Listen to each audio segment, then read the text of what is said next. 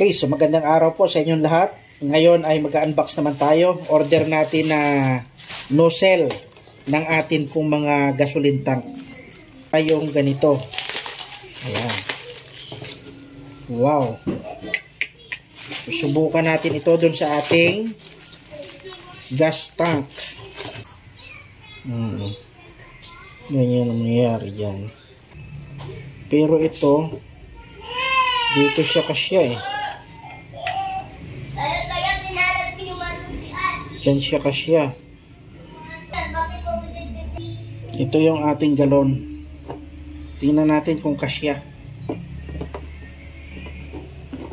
Ba, kasya? Sakto ah. Sakto. Very good. So, pag nilagay natin yan, nakaganyan yan. Ayan ang mangyayari yan. Ayos. Ayan siya mga kaibigan, oh. Diba? Ayan. So, yan na yun. Ayos.